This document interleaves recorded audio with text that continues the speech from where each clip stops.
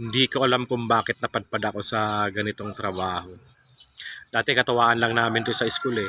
Sa school kasi kami nag-umpisa ng paggugupit nung sa THA namin, Technology in Home Economics. Tapos nung may mga laboratory kami, yung paglilinis ng kuko. Tapos next nun, paggugupit. Sabi ko challenging ka ako, maggupit tayo. Naggupit kami, tagkikinsing ulo bago makapasa. Ang hirap nung teacher namin noon. Medyo masungit pa man din. Tapos yun hanggang sa natuto. Tapos may nagpagupit na sa amin. Nagbayad ng 10-10. Minsan merienda lang. Masaya na kami noon. Kumikita pala ako dito eh. Kaya pagkatapos ng klase, diretso na kami ng barbershop. Maggugupit kami para may pangbaon bukas. Mula nung natuto ako maggupit, di na ako nahingi ng pera. Kasi laging may pera na ako araw-araw. Pagkatapos ng eskwela, gupit. Pag uwi ng bahay, gagawa ng assignment, project, tapos kinabukasan, pasok na naman ulit. Malaking baong ko noon, mga 150, 200, ganun. Kinikita namin noon sa paggugupit. Mula alas 5 yon, mga hanggang alas 7. Kaya ngayon, napapakinabangan ko rin yung talent na natutunan ko sa school.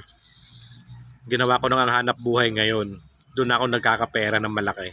Basta maayos lang trabaho mo, marunong ka makisama sa tao, huwag kang maiinggit sa iba. Kung anong kaya nila, kaya mo rin. Huwag kang maiinggitan. Ituring mo na lang mga kasama mo o mga kompetisyon nyo na kauri ng trabaho mo. Ayan na po, tapos ng kanyang gupit. Tingnan natin ang resulta. Ayan. Okay na, pogi na siya. Bye! Hindi ko alam kung bakit napadpad ako sa ganitong trabaho. Dati katuwaan lang namin to sa school eh. Sa school kasi kami nag-umpisa ng paggugupit nung sa THA namin, Technology in Home Economics.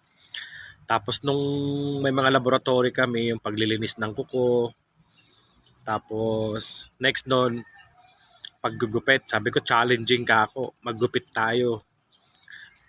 Naggupit kami, tagkikinsing ulo bago makapasa. Ang hirap nung teacher namin noon, medyo masungit pa man din.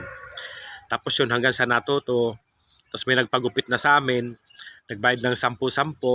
Minsan merienda lang. Masaya na kami noon. Kumikita pala ako dito eh.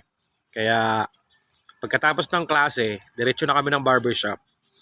Maggugupit kami para may pangbaon bukas. Mula nung natuto ako maggupit, di na ako nahingi ng pera. Kasi laging may pera na ako araw-araw. Pagkatapos ng eskwela, gupit. Pag uwi ng bahay, gagawa ng assignment, project, tapos kinabukasan, pasok na naman ulit.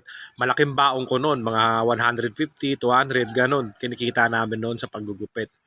Mula alas 5 yon, mga hanggang alas 7. Kaya ngayon, napapakinabangan ko rin yung talent na natutunan ko sa school. Ginawa ko nang ang